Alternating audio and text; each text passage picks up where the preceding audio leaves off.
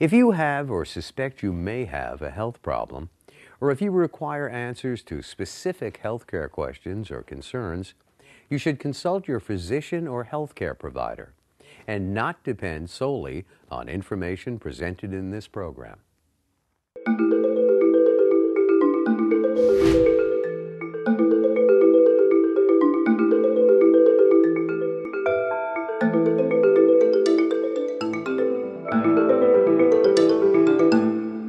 Hello, I'm Dr. Steve Garner. Welcome to Ask the Doctor. This series was created to assist you in understanding medical issues so you can take charge of your own health.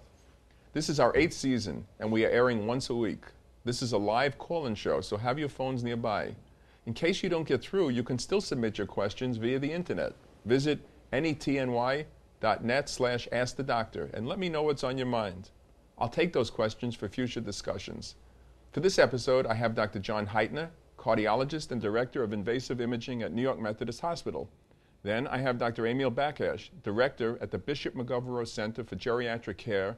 And lastly, we have Dr. George Smith, plastic attending surgeon at the New York Methodist Hospital. Welcome to everybody. Welcome to those at home. And we have a tremendous show tonight. I'm very excited about it. We have 3 guests who have been here in the past. I know they're some of the most popular guests we've had, and I know you're probably going right to your phone. Already I see the phone is ringing. So we want to get in quickly. But first, let's to follow our usual format, let's talk about what happened in the past week in the news. That was a good week for the Yankees, and Mets had a good week. The weather was a little cold, but we're starting to get some warm weather. But unfortunately, the swine flu, which we thought would go away, is still here. And we had a tragic death of a young assistant principal yesterday, and it's a little perplexing.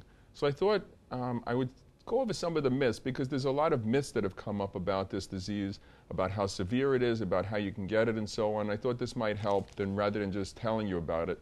So let's see how you would do on this. You can only catch the flu when you're next to somebody who's coughing and has fever. Okay. Now, unfortunately, that's not the only way to get it.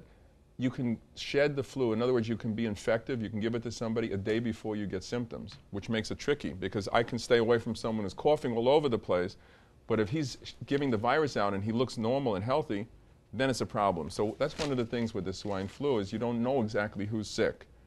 Okay, now Tamiflu. We've heard about this Tamiflu as a miracle drug to fight the swine flu. What do we know about Tamiflu? Is Tamiflu effective in fighting most flu? And when you look at the flus that Tamiflu has fought, if you look at this past season, the regular flu, not the swine flu, but the one that everybody would get during the normal course of a year, 90% of the cases were not sensitive to Tamiflu. And that's because the flu virus is able to mutate or change, it's smart. If you hit it with this viral medication, it gets around it. It finds a way to get around it. So Tamiflu is not our answer. We can develop a vaccine in 3 months' time if we need it. Now this is the key. That's a false statement. It's going to take about 8 months. So if you think we're worried about the swine flu coming back in October, November, and you count 8 months ahead, it's not going to be here in time, the vaccine. And the vaccine is really what everybody needs to work on this. And when you look closer at it, we're using the same technique to make the vaccine that was used 60 years ago. A guy stands there with a syringe and injects a chicken egg with a little bit of the virus, and the virus starts to grow. And he does this in about 2 million eggs, not just one person, but several. You can imagine what a time-consuming process this is. So I think our scientists are working on ways to avoid having to do this with the chicken eggs, but for now we're stuck. So I think the government has to really concentrate on a new flu vaccine. Okay, how about this one? Vitamin C will shorten the course of the flu. A lot of people popping vitamin C doesn't do anything to the flu. And it may increase your risk of kidney stones, because with this flu, there's vomiting and diarrhea. You may get dehydrated, and taking vitamin C in that state can cause a problem. Okay, how about this one? The swine flu that we're getting now is twice as deadly as the flu that we get during the regular year. That's also false. It's actually, in a regular year, 36,000 people die from the flu. We've had deaths which have been tragic, but nowhere near that number. So it seems to be less severe than the regular flu. And for those keeping score at home, I'll give one more, because it was 3 and 3, and I don't want fights breaking out at the table there. Swine flu is more deadly to the young because they've never been exposed to it. All right? We're seeing these kids, young, healthy kids, getting very severe situations where we'd expect the flu to affect the very young or the very old. Well, it seems that that's not the case. It seems more so that the immune system of a healthy person, in other words, the body's natural defense, goes crazy when this flu gets in the body. It just goes into overdrive. And not only does it kill the flu, but it causes problems in the lungs and the kidneys, where it begins to destroy the body's own organs. So the way, it's a weird way to think about it, but because the immune system is so good in the young people, the virus is more deadly. Okay, and the other story, again, which I think more and more people are getting, is cigarette smoking in women. It seems that cigarette smoking is much more deadly in women than men. It may be because the women have smaller tubes in the lungs that carry the air back and forth. It may be the way women break down the tobacco smoke. But for whatever reason, women are getting sick at a younger age, and they're getting more cancers from smoking even less than men. So another reason to stop smoking. Okay, I want to just, before we go on to the quiz, you can get all your pencils ready for the quiz because it's a tough one this week. Monsignor Bennett, again, 8 seasons. Can you imagine? Never missed a show, which thank you, Monsignor. And we have at home somebody who I'm going to talk to, George Smith. I'll wait till we get to Dr. Smith about this. So let's get to the quiz. Now, this is a tough one, so write this down. Take a month of the year. Okay, let's take a state capital.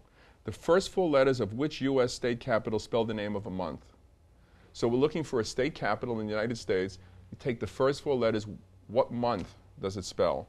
You can call in 718-499-6101 and then give your answer, and you get the coveted plaque, which many people want but few have gotten. And it's a beautiful plaque, handmade by me, and the hand designed, and you're going to really love this. It makes for wonderful cocktail talk. Okay, so that was Dr. Hagawara's question, the quizmaster. And now let's get to our guest, Dr. John Heitner, who you were with us last season. Yes. And really by popular demand. It was a big hit, and you're doing a lot of things. I know people are wondering with their heart, when do they get stress tests, what new tests are out there. Why don't you just tell them quickly, because we were talking to Dr. Smith about this. When should somebody get a stress test? It's interesting, we just were talking about this. I think that best time to get a stress test really is one who's having symptoms, generally. The question of whether to do a stress test in an asymptomatic person is a little bit debatable. I generally rarely will do that unless a person has diabetes. And that's actually conflicting. The American Heart Association does not recommend that, but the American Diabetic Association does. So again, no rush to have the stress test, particularly if you're not having symptoms. If you've been working out and you're in good shape, continue to work out. What if somebody was one of these couch potatoes and he's 50 years old and he's feeling, I better get out there and exercise, I'm getting a little stomach here. Does that guy need anything special? I think that is an interesting question. So someone who has not worked out in quite a long time, for years, and as you say, kind of a couch potato, and wants to start an exercise regimen, that I would maybe have him do just a regular plain treadmill stress test to make sure it's safe.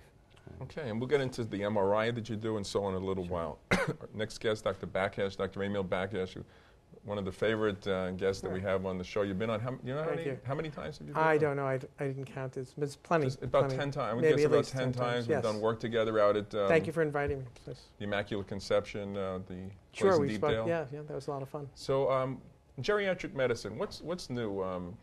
What about vitamins? Should they be taking vitamins, geriatric patients? Well, there's quite a few vitamin deficiencies in the elderly, actually. The 2 vitamins that are commonly deficient in old people are vitamin B12 and vitamin D. Vitamin B12, they may be deficient between 15 and 20% of adults, 65 or over.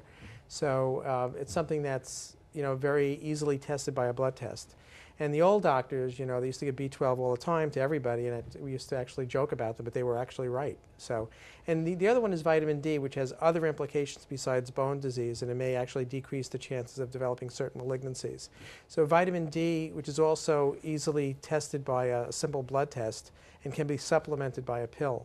And those are the 2 vitamins that older people generally would require. Very good. Thank you. And I'm sure a lot of these questions I see are already flashing away. 4 lights are lit up, so get ready. Oh, yeah, anytime. And Dr. Smith, you've been with us many times. Dr. Smith is a plastic surgeon. If I take my child to the emergency room and he has a laceration on his cheek, right. Can I let the emergency room doctor sew that up, or should I call you? Well, that really depends. It depends on who the emergency room doctor is there, and I mean the type of injury that it is. More complex or a jagged injury would probably require be better suited for a plastic surgeon. But there are emergency room physicians that will be able to handle a lot of these injuries. Very good. Thank you very much. We're going to go to a break, but before we go to the break, we have line 1. Let's see who our first caller of today is. Oh. Hi, Maddie. Yes. I broke the suspense. You're the first caller again. Hi, Dr. Garner. Maddie, how do you do it? Okay, I just wanted to know, sometimes my feet swell. Okay. And what would you like to know about that? Well, let me see. The feet swell. I wonder if she's getting to Dr. Maddie, Am I getting too fat? Do both feet swell? Maddie, do both feet swell at the same time? Yeah. Yes.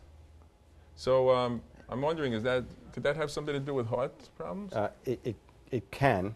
Certainly someone with congestive heart failure can develop fluid developing in their feet and their legs, but probably more commonly it's due to what we call venous insufficiency. Maddie's really tough. I know she's out there all the time pulling that shopping cart, cooking. So, Maddie, do you have any leg ulcers?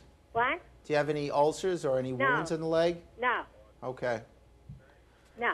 So, Maddie, it sounds like it may be a simple problem with support hose, stockings, keeping your feet elevated. Yeah. And that should take care of it. But now 2 times in a row, you're the #1 caller. I don't know how Joel's going to take this. Okay. All right? Thank you very much. Maddie, thanks for calling. Now what we're going to do, we got to take a short break because we got to pay for this operation. And what we'll do is we'll take a short break, and when we come back, we'll be talking more about heart disease, geriatric medicine, and plastic surgery. So the number, go right to the phones. The number is 718-499-6101. We'll be right back.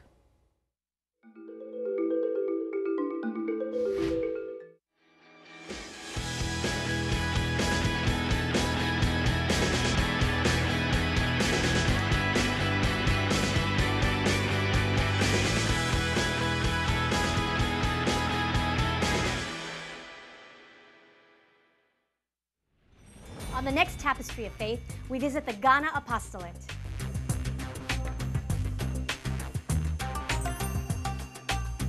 Then we go to the Filipino Apostolate. Friday at 8 p.m.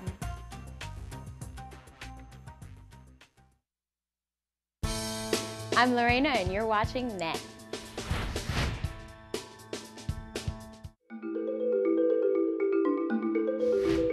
Welcome back, and I would be remiss. We have a listener at home who's an aspiring plastic surgeon who actually saw Dr. Smith on a previous show, and it may have led him into this life choice. I think he's 11 years old, Joseph Scaramuccino out in Queens. So I wanted to tell Dr. Smith about this, and maybe you want to call Dr. Smith and make an appointment. You guys can meet. And sure. So Joseph, have a good night. Do your homework. Okay. We're now going to go to line 2. Hello? Hello? Joel? Hi, Dr. Garner. How Joel, are I you? don't know. Maddie beat you again today. What's going on? I can't believe it. I woke up at 4 this morning. I guess it's not early enough. Well, I don't know. We're going to see. We can, Maddie, I think, has paid off the callers and has a special line. But She's a tough lady, I'll tell you. Tough lady. What can we do for you tonight? I have a question for Dr. Smith. Go ahead. A friend of mine recently, a woman, she had a baby a few months ago, and she's got a little excess skin on her, on her abdomen, and she was kind of wondering how long after should she wait if she's going to have any sort of abdominoplasty or tummy tuck. Well, Joel, how old is she? She's 29. Okay, is this her first child? It's her third child. Okay, I mean, she should start an immediate regimen of returning to the gym in the first few weeks after having the child. But I would wait a good 3 months to 6 months to let that skin retract. The skin in a 20-year-old patient has very good elasticity, the properties of elasticity. And what happens is this, in other words, the skin is able to shrink back very well. So it really depends on, how much. I mean, this is her third child. Chances are it may not be able to get back to the way she was when she was 21 or a lot younger, but I would definitely give it at least 3 to 6 months. Okay, it makes a difference if it's the first or the third child? Absolutely, yes. Okay. Joel, thanks a lot. You have a whole week to call in. I know that. Don't get thrown off by Monday's a holiday, don't forget. I'm going to start calling right now. Okay. Good luck, Joel. Take care. We're now going to go to Jim on line 3. Now, Jim may have the answer to the quiz, but don't rip up your tickets, the rest of the people at home, because we don't know for sure. So, Jim? Yeah, Dr. Garner, good evening. Good evening, doctors on the panel. I think I have the answer. Good evening. It's where Governor Sarah Palin has her office Absolutely. in Juneau, Alaska. Absolutely correct, Jim. And we had Geraldine on line 4, who was just behind you. So Okay. you're definitely getting the plaque. You have Thank you very much. We need the name and address. Would you care for brown or black framing? I'll leave that up to you, Doc. Okay, you're going to get a special thing from us, but we appreciate the call. Did you have a question about medical? Yes, I did. What can we do? For you and for the other doctors on your panel, I was just wondering, with the swine flu outbreak in the city, if you have any feelings on whether or not the closing of the schools is happening too fast, too slow, or just about right. Yeah, I think that this is a tough question which evolves rapidly. I feel that it's not warranted to be closing the schools. We don't do it for the regular flu during the year, and I think we should be stressing proper hygiene, proper avoidance, hand washing. I would have all the kids with bottles of Purell. I would have them covering their mouth with tissues, and obviously if somebody's sick, not to come to school, because you don't want somebody who's ill coming to school. And I think that's a better way to prevent spread, because don't forget, they could go at home. They're still going to be exposed. They have to do There's their... plenty of public places where the swine flu is brought out. Right, they'll be going to playgrounds and to public places playing soccer together.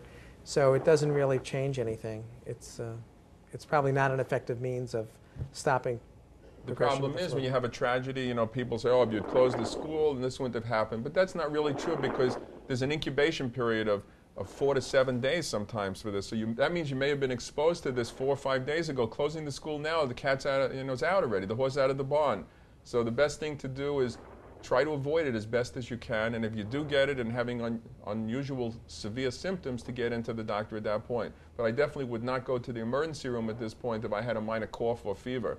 I think Dr. Smith was saying he just left the emergency room at Methodist Hospital, and how many wearing masks and big backup? Dozens of patients. I heard that Elmhurst Hospital had a 10-hour delay to see a patient, which is, you can imagine staying in the emergency room for 10 hours. So I hope that answers your question, Jim, and stay on the line when we get you. We need your name and address, okay? Sure. Thanks okay. Now we're going to go, I hear, to Geraldine on line 4. Geraldine? Yes. Are you the same Geraldine who got the last one at the end? Yes.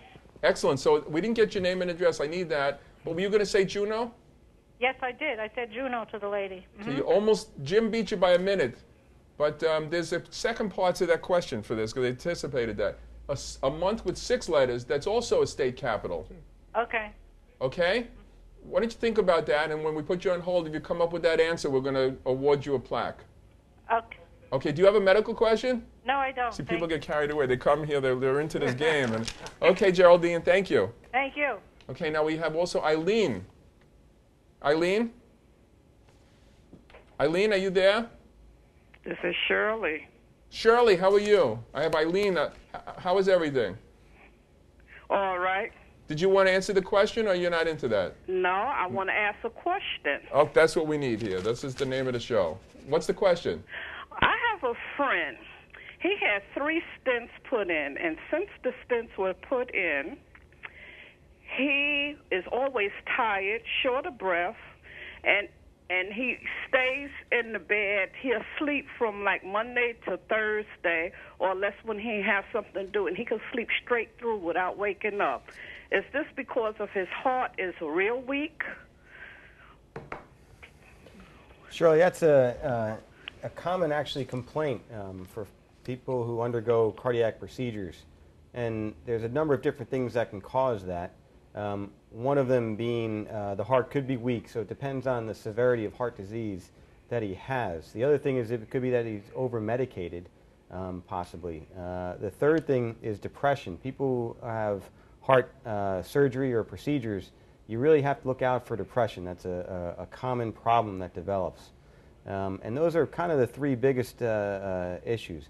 one of the things that we recommend would be to undergo cardiac rehabilitation, and that's an important thing after heart, either catheterization with stents or cardiac surgery. Shirley? Yes. Does that help? Yes, it helps, but he don't believe he's depressed. And it may not be depressed. I'm just that's sort of the differential would be one, that it could be this heart from possibly congestive heart failure. 2, it could be over medications. 3, depression are the kind of the more common things that can lead to fatigue and tiredness after stents. So tough. How often do you see depression accompanying heart attacks, heart disease? It's actually quite common, and it may not develop for a month or 2, but we actually warn patients as soon as they come into the hospital upon discharge to watch out for it, watch for the signs, because it is quite common, and it is also associated with a worse outcome in people who develop Really? it. Yes. So Shirley, I hope that helps. Yes, I do. Are you a long-time listener to the show? Yes. Yeah. So it sounds like you got a cold. No, I have, ever since I had thyroid problems, I get hoarse and then it'll clear up.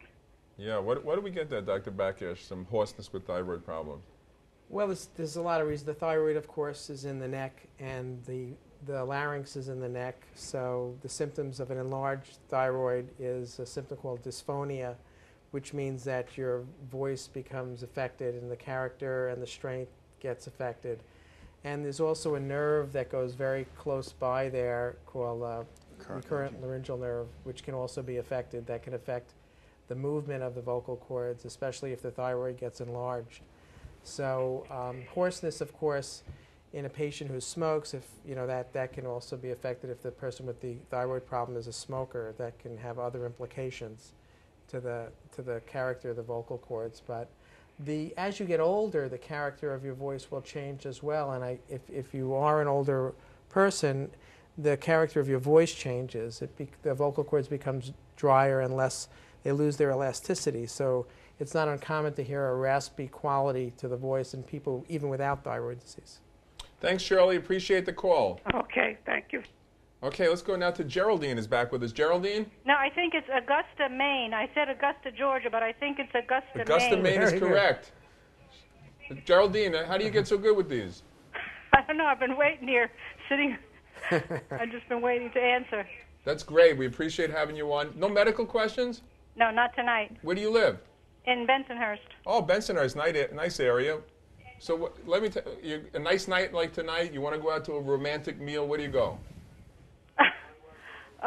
Not with me, but, I would probably go to Gargiulo's in Coney Island. Nice, but remember you used to have that thing on the ceiling? They used to have that big fish. Was it a fish or was it a whale or a... I don't remember. They used to have a big thing hanging from the ceiling. That is a nice place, and it's beautiful to walk there on the boardwalk. Mm-hmm. Yeah, do you like to do that? Yes, I do. Very good. So you're going to have 2 plaques coming your way. Okay. Please make sure you give us the name and address, okay? Okay. Thank you very much. Bye. Take care. Good luck. Thank you very much. We have calls continue to come in here. We'll go now to line 3. Hi. Yes, is this Ask the Doctor? You got it. Who is this? Is this Dr. Gardner? This is Dr. Garner. Dr. Gardner, my name is Ira Ullman, and I grew up with you many years ago. I don't know if you remember me. I remember very much. I were watching you on television, and my mom wanted to know how Sybil and Harvey were doing, and I don't scream out in front of your building anymore for you to come down, but I just thought it'd be nice to say how proud we are of you, and my mom is turning 90 soon. Wow. And Muriel. She, hasn't been feeling good, so I was just going to ask you if, is there anything, she doesn't sleep at all anymore, if there's anything I could do for her and everything. And where is she living? In New York? Do you remember me, Stephen? Sure, definitely. Your mother's name is Muriel. My mother's name is Muriel. Yeah. That's very good. She's chuckling on the side here, but can I ask you, how's your mom and dad doing? I'll tell you about that later. But what's the problem now with Muriel? What is the main issue? She's turning 90 in about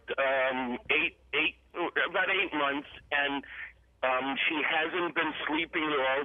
She gets up about 10 times a night and tinkles a little, and she's shrinking, and she doesn't she's not as active as she used to be, and I don't really know of a good doctor to take her to. Well, Dr. Baccash is an excellent doctor. I'm going to ask him to chime in. You gave me a chill, Ira, tonight. Thank you for calling. But, Thank you very much for taking a minute to speak. Is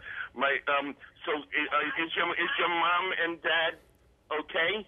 You know, there's a long story, so we'll talk about it off the air. But I wanted to ask Dr. Sure. Baccash about Muriel's problem. Sure. The question of poor sleeping habits in the elderly is a very common one. Older people actually, if you count the amount of times they sleep during a day in little pieces like microsleeps, actually usually adds up to a normal night's sleep. They often go to bed earlier and wake up much earlier. So they tend to, especially in the winter, they go to bed when the sun goes down, and then they wake up very early in the morning with several episodes of going to the bathroom, men and women, both of them. We don't usually recommend sleeping pills because it increases their risk of falls and also and my confusion. mom is taking Actinol, thyroid pills, and another pill. Right. Is this a lot of medication for someone that age?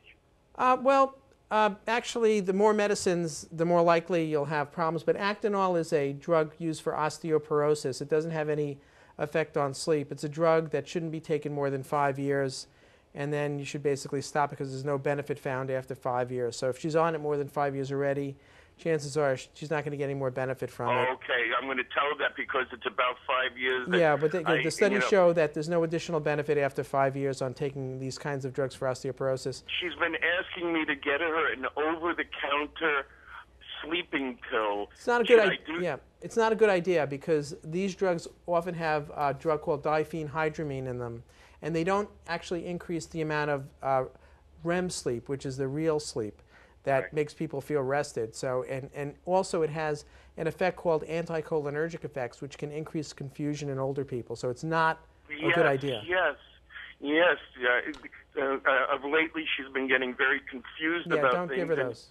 Okay. So Ira, you can call Dr. Baccash at the number. Why don't you leave your number and I'll call you after the show. You had a sister Phyllis, your youngest sister. So. Yeah, my sister Phyllis is she's a Floridian now and everything, but she would just be so happy to see, and we're all proud of you and everything. And my mom says that she's going to give you a big kiss when she sees you and everything. And the neighborhood said I would never amount to anything. Right, the neighborhood said you never amount, and you turned out the top. Listen, can I just leave my number and everything? Yeah, we're going to put you on hold, and you can leave the number. Okay, take care, Ira. Have a good night. Take care. We used to play stick balls with Spaldings, Chinese handball, and all these great games that you played growing up. But I haven't seen him in 35, 40 years. Wow. Small world. So, I must have been 5 when I last saw him, so now I'm 41. No, okay, Dale, let's go to Dale. Hello? Hi, Dale, you've been waiting patiently. Yes. Hi, where are you calling from? Brooklyn. Which part? Prospect Heights. Oh, that's a nice area down there. That's really, they have a lot of nice restaurants in Prospect Heights. Yeah. Oh, no, I live in, yeah, they do. Right. Yeah, which are your favorite out there? Oh, I like Zaytoons. I like, You like the Garden Cafe? You ever been to the Garden Cafe? I've been to I've been to Lemongrass. But I don't think the Garden Cafe, I haven't been there. It only has 4 tables, and they really treat you special when you go in there. I recommend it highly. You're going to enjoy that. Okay. Okay, what can we do for you? I'm calling because lately I have been having pain that seems to come from my jaw. I thought that I was having some dental issues, and I went to the dentist, and she said that, I had my wisdom teeth taken out 20 years ago. How old are you? I'm 51. 51. Are you overweight? I think a little bit, yeah. Okay. And any family history of heart disease? Well, yes. My father had a heart attack. My father had a heart attack about 15 years ago. He's about 85 now. And my mother had bypass surgery when she was 45. So I'm going to ask Dr. Heitner to discuss some of the symptoms and any of the other doctors afterwards to pitch in. But what about this jaw pain? So in chest pain, typically we hear chest pain with heart disease, but in women, in the elderly, and in diabetics, many times the symptoms of heart disease will not present with your classic chest pain And what we'll need to do is, or some of the other things are jaw pain, shortness of breath, particularly when you walk. These are problems that can develop more commonly in women, elderly, and diabetics. So having the symptoms of jaw pain is a little bit of a concern. Dale, does this occur when you start walking or running, or is it happen at rest? It's happening at rest. Mm-hmm. And how long does it last for? Sometimes it could last for an hour, you know. Mm-hmm. And, yeah, sometimes it lasts and then it'll go away. And especially in the last month, it's been happening more often. And it doesn't occur when you're eating? Yes, sometimes, yes. Uh-huh. Yeah, That's why I thought it was a dental issue. And are you getting short of breath when you walk? Have you noticed any decrease in your ability to walk? Well, you know, when I'm exiting the subway and I have to walk up 3 flights of steps, I'll be winded when I come out. Is that something new for you? I would say that also is something that I started to notice just this year, Yeah. you know, in the last 6 months. Yeah, I would definitely consider getting looked at by your doctor and bringing this up with him. I want to ask a question. Like, Dale's got a problem. How does she get in to see the cardiologist? Does she go right to you, or does she go to the internist first? How does she do that? I think that's a good question. I mean, my recommendation would go talk to your primary doctor first, because many times they can handle a lot of these issues, and then they can refer you if they are not comfortable to a cardiologist. Dale, do you have a general doctor? I do have a general doctor, and I do go to him annually. And, you know, he said, you know, I could lose maybe, 20 pounds, but otherwise he hasn't, you know. And I've mentioned to him before because sometimes I do have, chest pains. Well, we were talking about when is it appropriate to do a stress test, and someone like Dale, this is something I would definitely consider. You know, we have the number for Dr. Heitner, but you can speak to your doctor, as Dr. Heitner suggests, and, and maybe he would agree to send you for a stress test. Yeah, maybe. I had one about 10 years ago. I had a really, extensive physical, and I had a stress test and all that, and they didn't find anything. Those can be tricky in women, right, those stress tests? Absolutely. Dr. Baccash, I cut you off. I'm sorry. What were you going to say? No, I think it's definitely a good idea. There's several other diseases, but I think the first kinds of diseases that you would want to rule out first are the ones that could cause the most damage. So the first order of business is to rule out heart disease. And after that has been taken out of the picture, you can go and look at more exotic diagnoses that are related to the jaw, which there are several. But I think not to get distracted, I think you really should also, go to the doctor, mention these symptoms, and pursue a cardiac workup. Thank you, Dale. You'll call us back next week and let us know what happened? I will. Thank you so much. Thank you. Look forward to hearing from you. Let's go now to Maria. Hi, Maria. Hello. Hi, where are you calling from? I'm calling from Brooklyn, New York. My hometown. Which part? Maria? Uh-huh. Are you listening to the TV at the same time? Because there's a delay. So turn off the TV. All right? Turn it off. Yeah. Which part of Brooklyn? Brownsville. Brownsville. What's the restaurant scene like in Brownsville? You have a place you like to go? No. Not really, no. So where do you go when you want to have that special night? I go to the city. I go to Manhattan. Yeah. We were just talking about that. A lot of people feel that if you go to Manhattan, you're going to get the best food, the best medical care, and not always the case. Sometimes going locally where somebody understands you, understands your likes, speaks the language that you speak, you may get a better deal. Something to think about. Okay, next time you call, we'll ask for a restaurant. But what can we do? What's your issue? Well, I have a habit of smoking a lot. Oh. And my son, he has allergy problems. He sniffs and he sneezes, and sometimes he tells me that his chest be hurting, and he shortness of breath, and his eyes is watery. But Maria, you called to ask the question. What do you think the answer is? I don't know. No? Well, I think you know what the answer is, Maria. The problem is how to get there. That's the problem. I guess how to slow down with the smoking or to stop smoking. Have you tried a patch? No. Well, smoking is a risk factor that's worse than being hypertensive diabetic, obese, with family history, all together. It's the biggest risk factor. And I think you have to consider the fact that the cigarettes you're smoking have been manipulated so that you continue to smoke, that chemicals have been added to the tobacco that you are buying that are making you addicted. And I think that would outrage me and get me very upset, because I think that's so unfair to the people that are smoking, and it's outrageous that that's even legal. And you know, just do yourself a favor and quit smoking. It's just not worth it. It's not worth it to you, your family, or your children. Maria, please get in there and get help, okay? Good luck, Maria. We'll go now to line 2. I have a cool name. MC. I like that name. MC. What? MC? MC, right. What does that mean? What does that stand for anything, or just that's like my name. MC, my name, like but MC. I don't want to. I don't want, you know, like I MC just Hammer, tell you one of them. MC. Here, let me put the television lower. Okay. And I live in Sheepshead Bay, Brooklyn. Very nice. You've called before? Never. No. No, I never. No. I don't recognize that name. No. I well, whatever. And I, my ophthalmologist, second ophthalmologist, I had one for many years. My second one retired, and in the interim, what happened to the first one? Well, I think he's gone now, but he was wonderful. He was an ophthalmologist for years, and he was just wonderful. So he He's referred gone. us to the next one. Okay. And he retired too. Is this something that you do? No. What is?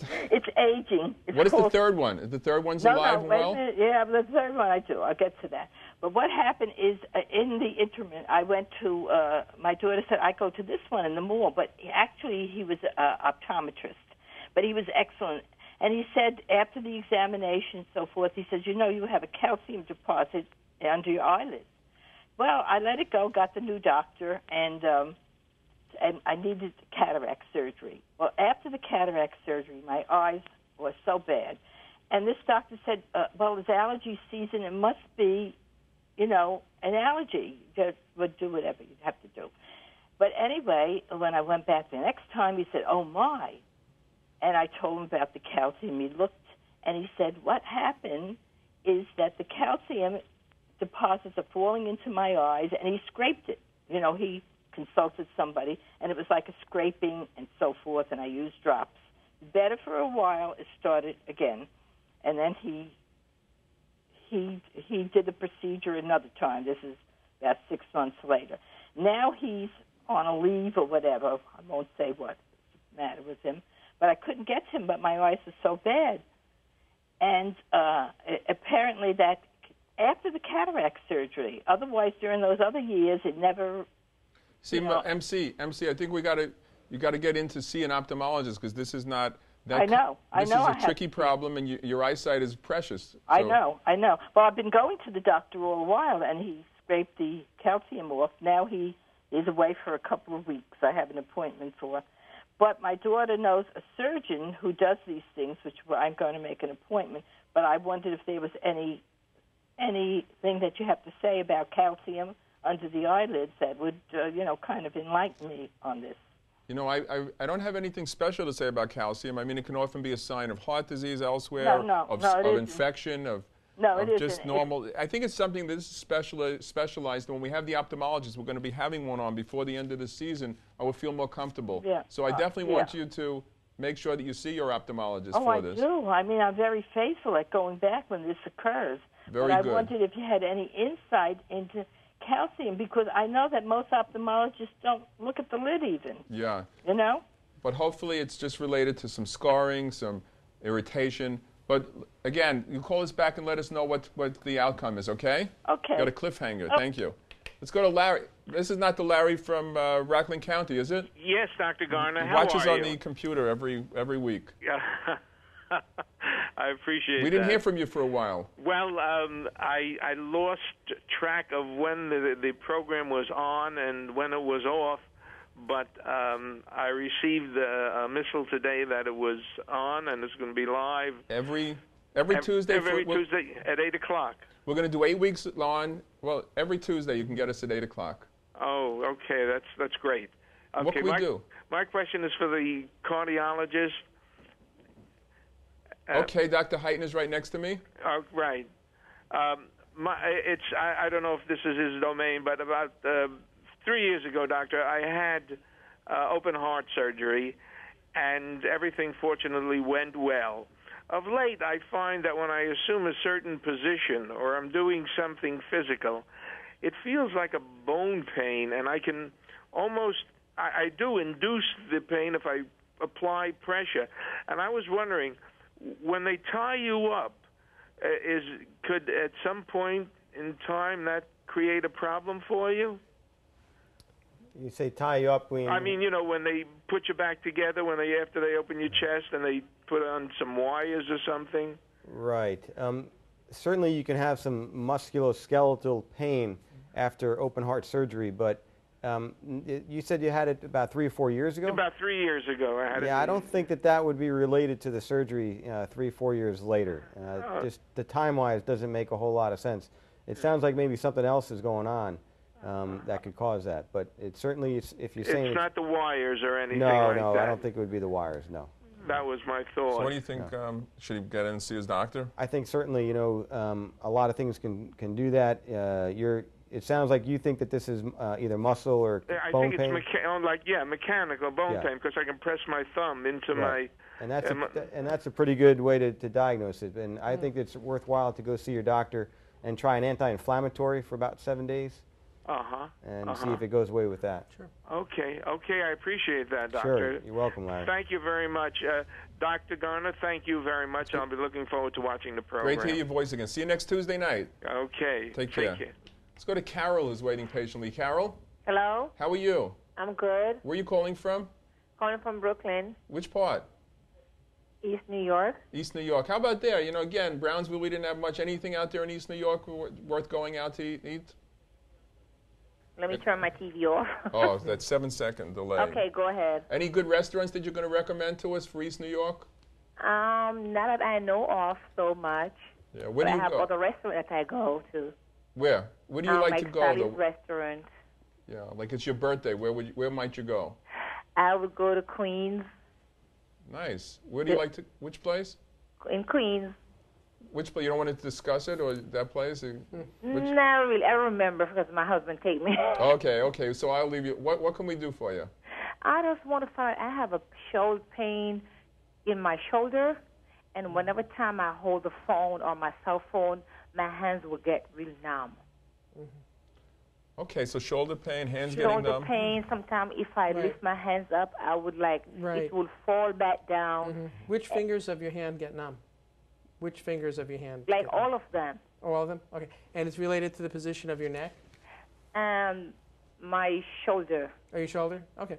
Well, there's several nerves that come out of the neck, and then they go under your collarbone, and then they go under your axilla and down your arm. And that's called the brachial plexus. And sometimes there can be a pinched nerve, or you could have injured it by overuse, and that's one of the things that can cause numbness of the hand. Shoulder pain alone is sometimes due to a syndrome called rotator cuff syndrome, which basically refers to the ligaments and tendons that hold the bones together. You know, there's a few bones here. There's the humerus, the clavicle, and the scapula. And the ligaments that hold these bones together is called the rotator cuff that goes all the way around all these bones. And sometimes you could strain it. But it could cause numbness down your hand. But if it's your whole hand, I would think it's something in your shoulder rather than brachial plexus, unless you injured your axilla here or had a recent fracture of your clavicle. Okay. But I would also take anti-inflammatory. See your doctor. He may need to do an X-ray of your shoulder and your cervical spine. Okay. Did you do an X-ray of the shoulder? I did an MRI. I'm going back to see him Friday. Oh, very good. Great. I do an MRI, and that numbness because they do a test in neurology, something like that. They do a test that says have like a carpetin. Yes. That they do a needle stick or something. Yes. They say I have like a carpetin, and they give me a braces. But I used to wear my bra a little tight, so I loosed it a little, and the pain eased a little. Right. And I started to take calcium and vitamin D. The tight straps can press on some of the nerves and cause, those kinds of symptoms too. Well, what we could do is call us back with the result of that MRI, and maybe we can give you a second opinion, okay? Thank you very much. Okay, thanks. Be well. Let's go to Tammy. Tammy? Yes. Hi, Tammy. Where are you calling from? I'm calling from Brooklyn, Crown Heights. Crown Heights, very nice. We're around Eastern Parkway? Close. Very nice. Close Montgomery. It's beautiful. You know, Eastern Parkway was built after the Champs-Élysées in France. Very nice. You know that? No, I didn't. Yeah, it's interesting. And that arch was actually built. If you look at it, yeah. beautiful arch. Do you live near the arch? Is that near Kingston Avenue? Yeah, that's nice there, right? Yes, it's very nice. They have a beautiful museum over there, Yes. newly built. What can we do for you? Well, my question today is I have a 17-year-old son who was admitted into the emergency room with palpitations, chest pains. His blood pressure was 170/80. I mean, his heart was racing at 142 beats per minute. It felt like his heart was coming out of his chest. I know my son is getting ready to graduate from high school. I don't know if it had something to do with anxiety, but this is not the first time he was admitted into the emergency room due to the palpitations and the heart rate, and and right now he has seen a cardiologist. He took a echocardiogram. He was scheduled to take a Holter test, and next is a stress test. I just don't understand what's going on. I Tammy? mean, he's not. Tommy, I'm going to ask Dr. Heitner, because we have so many calls, to concentrate on this rapid heart rate and what that might be, and then we'll address the rest at another time. Yeah, so the rapid heart rate certainly would be concerning for an arrhythmia, and there are a whole host of different types of arrhythmias. I think the Holter monitor would be the best way to go about that, but it sounds like this is a little bit more complex. There's a number of different things that are going there, and I think that it sounds like you're going an appropriate workup with your doctor, and I think that hopefully they can find an answer for you. But palpitations in and of itself, certainly tricky. Thanks, Tammy. I hope that helps. Dr. Smith, I had to ask you, because when I think of a plastic surgeon going into the, doing breast augmentations and nose job, you think of all these sort of luxuries. But what about things that you do that are that wouldn't be considered luxuries, but a medically important part of the care of the patient? What are some of the procedures that you might be called upon to do? Well, one of the things that I'm involved in at Methodist Hospital is reconstruction of the breast after breast cancer. I mean, that's covered by insurances, and we have breast cancer is a big issue now. One of the other things that I'm also involved in is nerve reconstruction and nerve injuries, any kind of facial injuries and facial fractures. What about after they've had the lap band surgery? A lot of loose skin and so on. Do you get called upon for that? Yeah, the after effects of these lap band surgeries, when you lose a significant amount of skin, there's a redundancy, a lot of skin left. Usually you wait a good year after the weight loss has plateaued, and then you begin the plastic surgery in stages, doing the arms, it's amazing the the tummy, work. and then the legs. Oh, I know your grandmother's so proud of you, and where's she now? Carmel Richmond Nursing Home. Carmel Richmond Nursing Home. I know they have direct TV. They don't have ours. They have direct TV. They don't have our station yet, but you can say hello to her. I know she's very proud, and each time you've been here, if she could, she'd have everybody watching, right? Absolutely. Yeah. So I think let's move on to the next one. Jimmy? Jimmy? Jimmy? Yes. Hi, Jimmy. How are you? I'm good. About 6 weeks ago, maybe 2 months, I went to my doctor because I'm on Coumadin, and they took a blood test.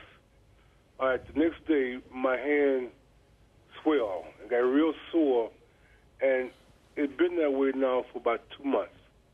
Not only I can't close my hand, in fact, I can't use it. My hand has become real small. It's almost half the size as my other hand.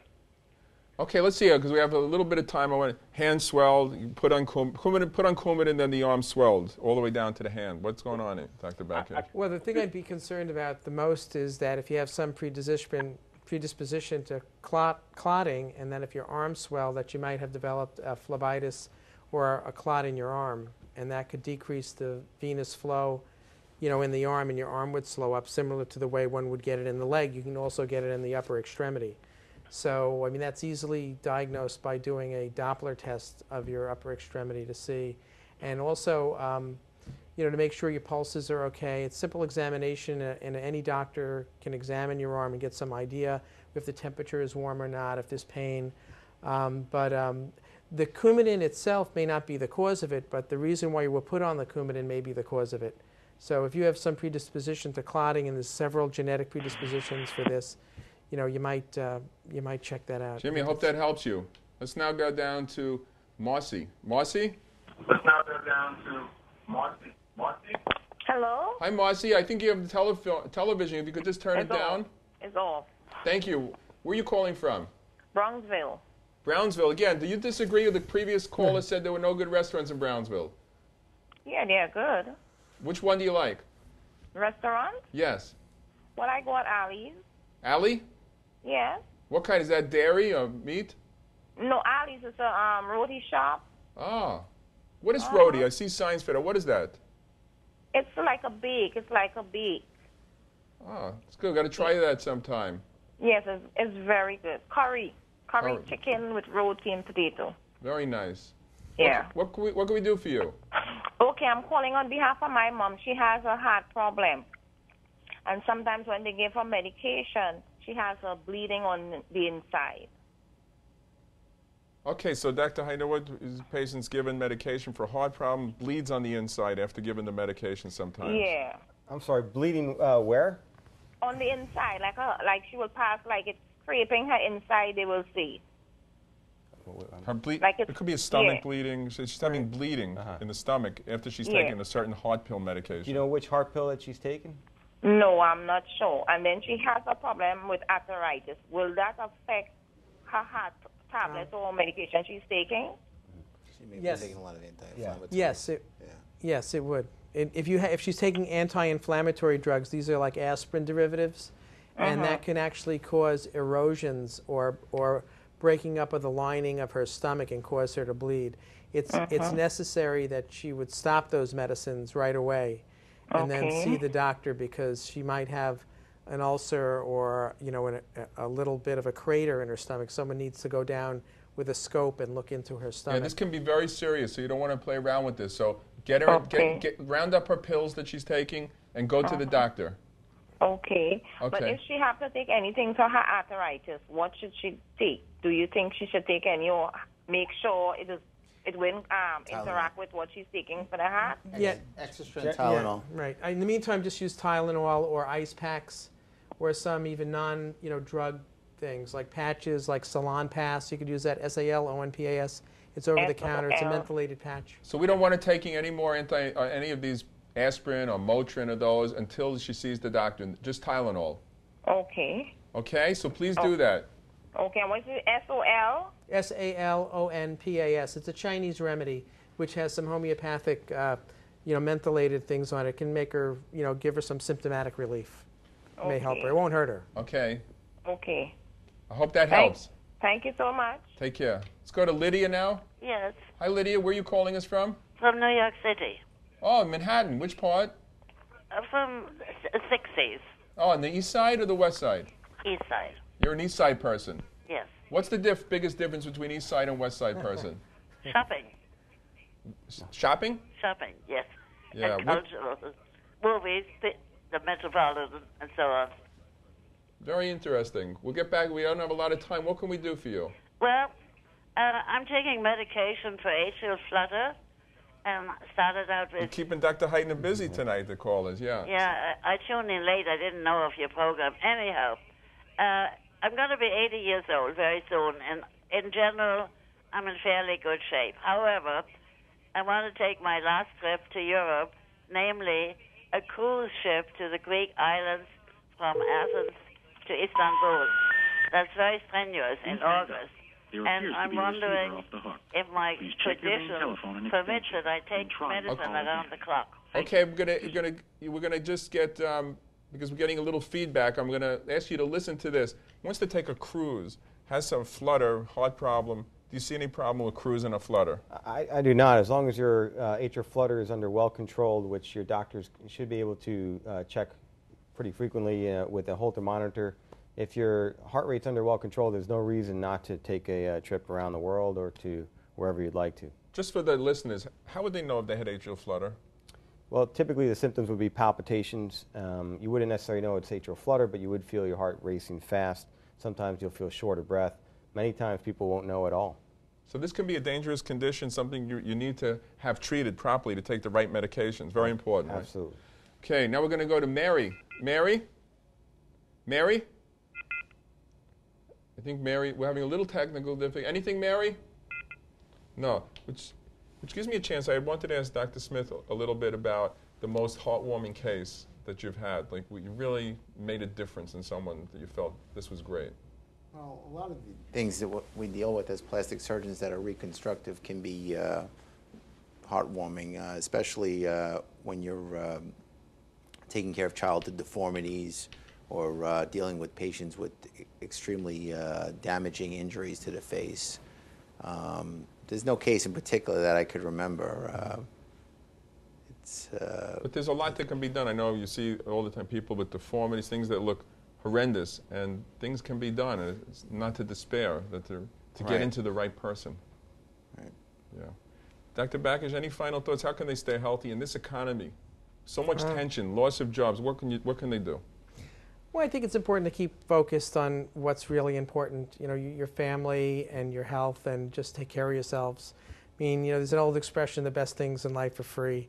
So, I mean, I think you should exercise. A walk in the park doesn't cost anything. Being with your kids and that doesn't cost anything. And just try to eat well. You can eat simply. I mean, I think in the Depression in Italy, that's where pizza was invented, right? When they developed flour and tomato sauce and cheese, and they just, you know, and pasta with beans and pasta fagioli. I mean, some of the best things in life can be free. I think you got to get down to the basics. You may have to change your lifestyle a little, and just, you know, there are better days.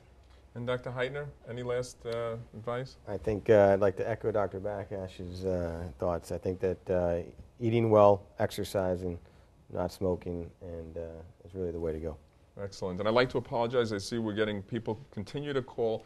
Call back next week, next Tuesday. We'll get to these questions. But that's it for this edition of Ask the Doctor. I'd like to thank Dr. John Heitner, Dr. Emil Baccash, and Dr. George Smith for coming in.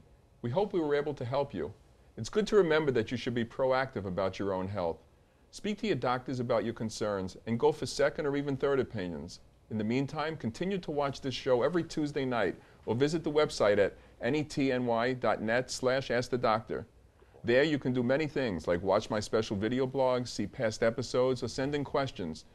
Thank you all for your calls tonight. I'll see you again next week at 8 p.m. Goodbye, stay healthy, and I'll see you in the tablet.